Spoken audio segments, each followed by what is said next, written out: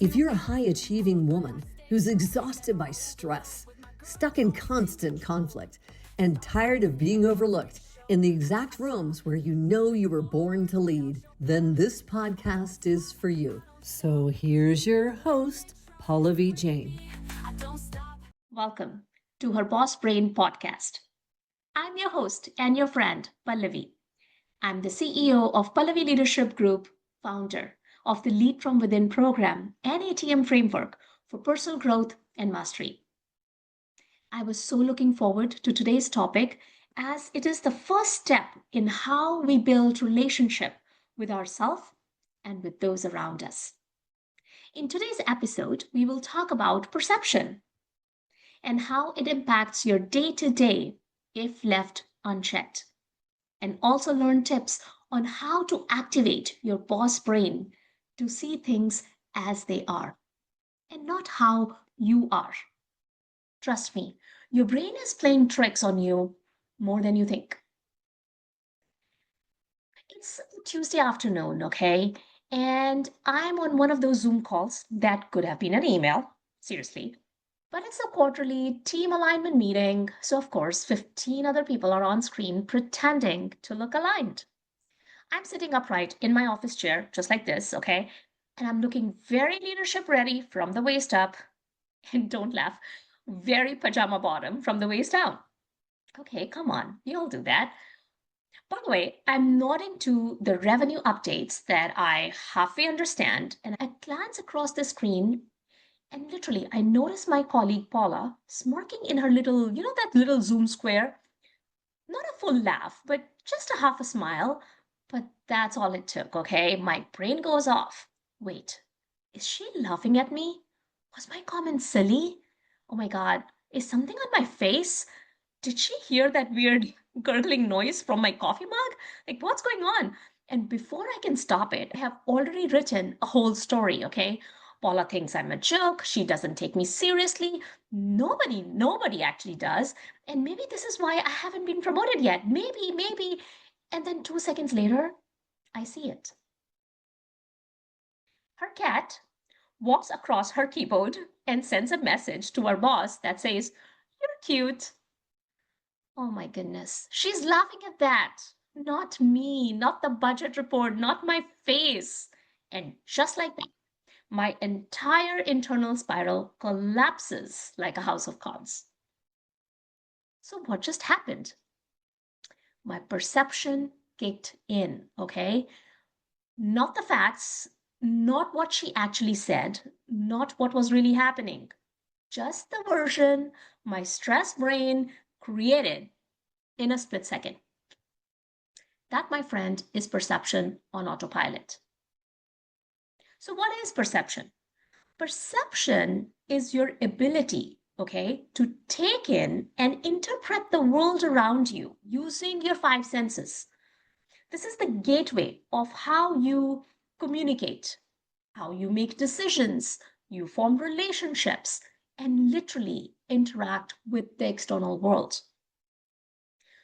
At Harvard, there's this concept of meta leadership that they teach, especially in crisis management. So, people who are in crisis situations, like the first responders in emergency situation, people managing emergency situations, and like that. And their model is called the POP-DOC model. Okay, it's POPDOC, POP-DOC model, where the first P stands for perception. Now, the question is that I want to ask, if your perception is clouded, okay, how will anything after that be effective or even helpful? It's like in organizations, we are so busy teaching our leaders and managers all these external frameworks for leadership and getting all these certifications, technological advancements.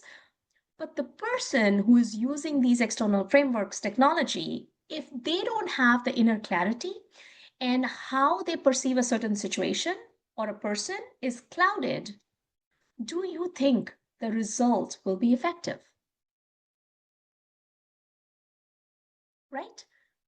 So I mean, all these external frameworks are really, really important and we need them. But we also need to spend some time in creating that inner clarity within us because we are the users who are using these technologies, who are using these frameworks to take it further, right? So here you go. Here is the inner technology fact for today.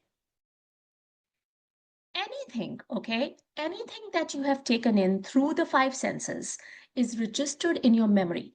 Whether you're conscious of it or you're not, it doesn't matter. It is there. And your brain then acts as an anticipation machine to predict the future using this data that is stored from past experiences and your memory. So you see, your perception and your working memory are deeply entangled. And what do I mean by working memory?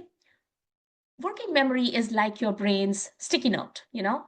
It holds current information, but it's filtered through past recordings, filling in the blanks to predict or anticipate quickly, quickly in microseconds. That's how our brain processes things very quickly because it takes something, it takes the stimulus, and then it fills the blanks using past recordings and what has happened in the past and quickly gives you the results.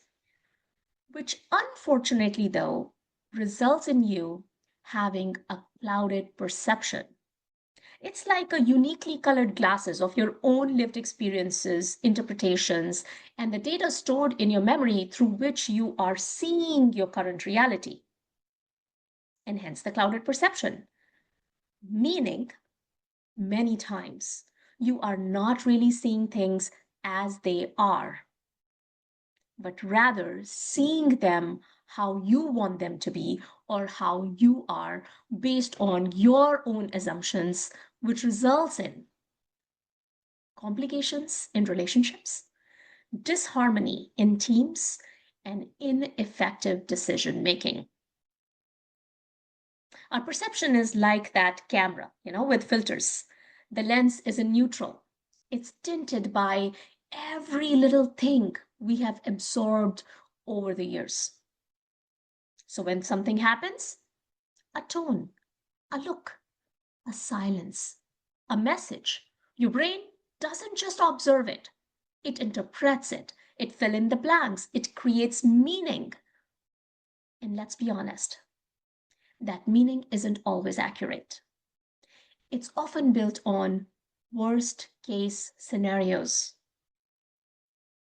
So, if you have listened to my previous episodes, we talked about the negative bias of your brain and how it stores and remembers all the negatives for the sake of its most important job, your survival. So, here's a question for you, okay?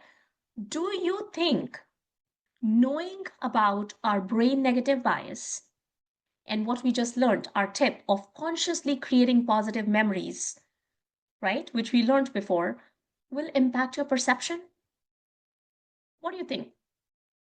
I want you to leave a comment about this. And if you say yes or no, okay, whatever you say, I also want you to tell me why. All right, let's keep going.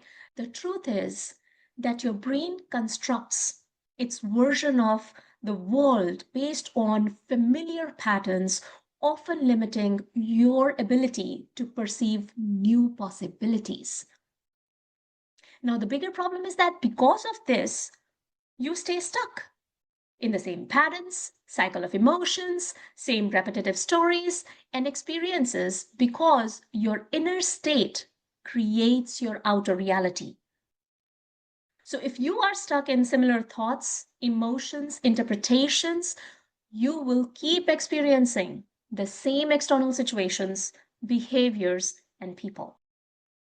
Now, if you no longer want to live a cyclical life, driven by past and the data that has been recorded, then we have to activate your boss brain to be in control and write your own future where you start seeing things as they are.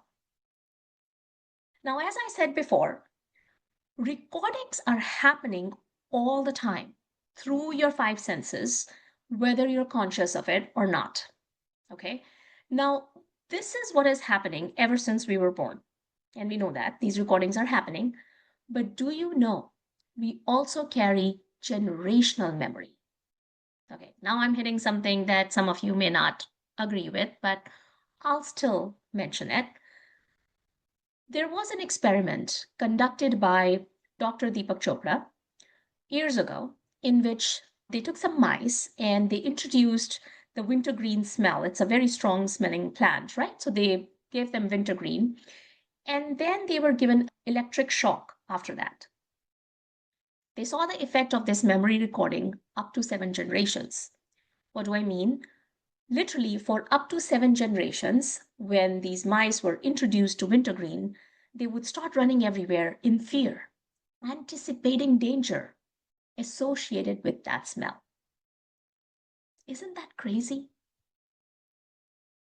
This shows us how fear responses, strong past emotions of pain, suffering, anger, resentment can be inherited and passed on, not just created. And for women, that means we may be carrying survival strategies that no longer serve us today, that are may not even be needed today. I truly believe, though, that this is a golden era for women, where we're actually waking up and becoming conscious of these thought patterns, these stuck emotions, and chains of past that are holding us back. And that's why I really think we are our biggest obstacles. But not if we take charge. Then, on the other hand, if we take charge, we tap into our boss brain, we can also be our biggest strength and propeller to move us in the direction that matters to us. But let's come back to how we now get out of this trap of perception and working memory, creating a hindrance for all of us. Okay? So I want to talk about 3 tips with you. Pick whatever works for you. You don't have to do every single thing, or you can do all of them, or just pick 1 or 2, whatever. Make it your own, okay? But I'm going to share some tips with you, which is grounded in this inner science, which is what we're doing today, okay? So, number 1 tip, it's called the 90-second rule. Basically, you're riding the emotional wave and don't let it drive. Your emotions triggered by past memories, especially fear, shame, or rejection, only last 90 seconds chemically in the brain. Okay? I'll repeat that. Emotions triggered by past memories, especially fear, shame, or rejection, only last for 90 seconds chemically in the brain. And after that, we keep them alive with our repetitive thoughts. And again, thinking about the same thoughts, same stories that rule our brain.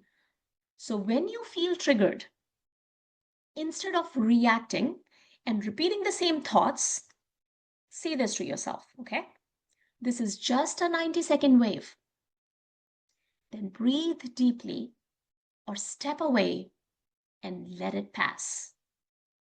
What it does is it lets your prefrontal cortex, which is the rational part of your brain, regain control over the amygdala, which is the emotional part of your brain.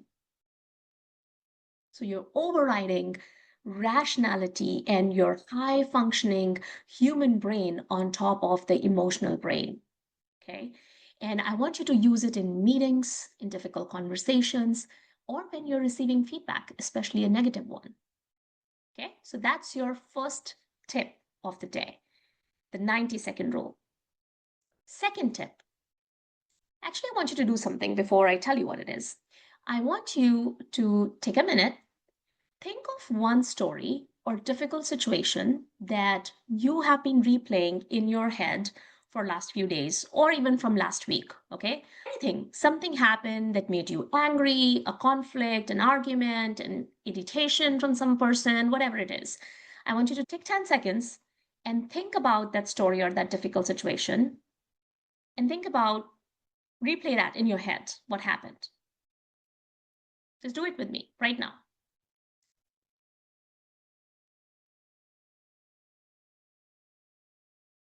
All right. If you have the situation in mind, I want you to replay in your head. And now, as you're thinking about this situation, I want you to pay close attention, okay, to your shoulders, which probably went up and are not relaxed. So I want you to just relax your shoulders. Your body is tight. Your heart rate has increased. I want you to notice these things in your body.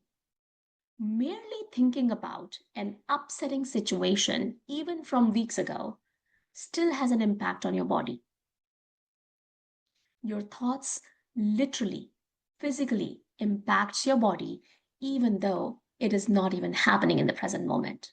But rather, it's just a thought recycling from your memory. And then, once the stress response in your body is triggered, you are in survival mode, which will cloud your perception for the real life that's actually unfolding in front of you right now.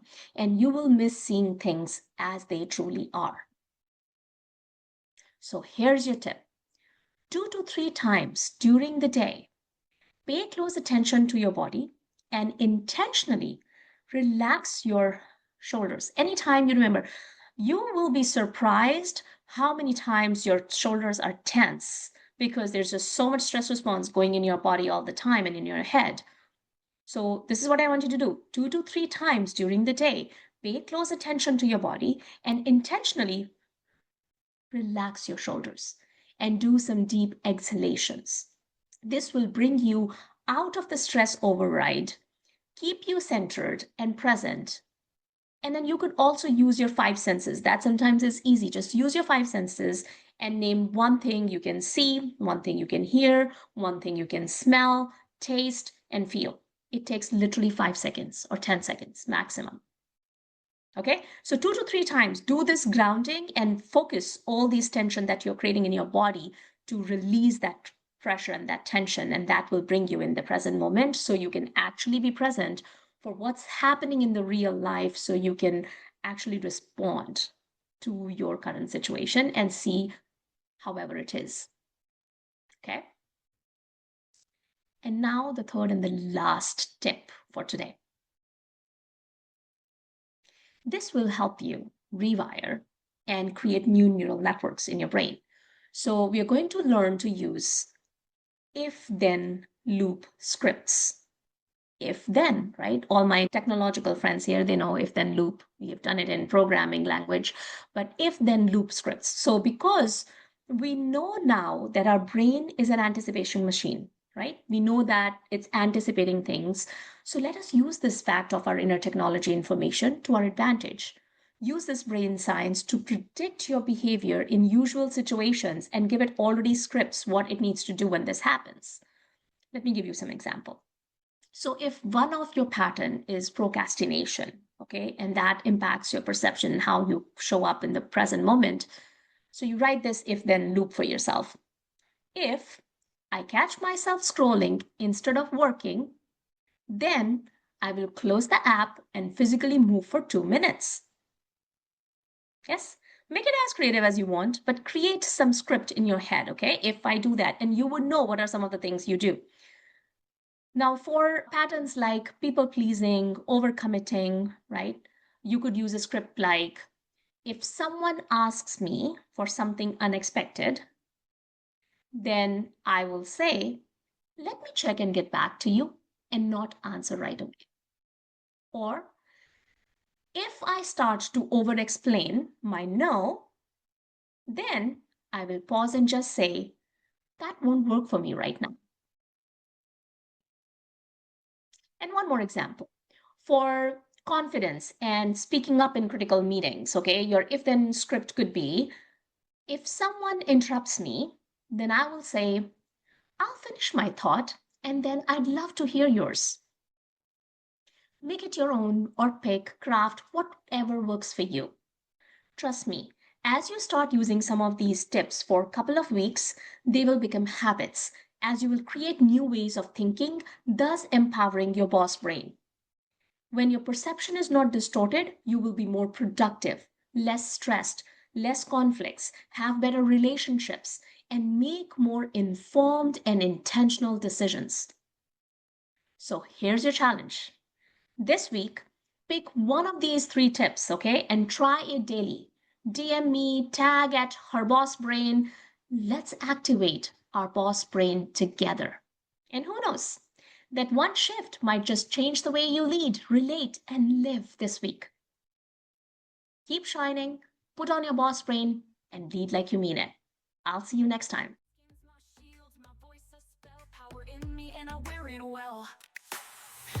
So that's it for today's episode of her Boss Brain podcast.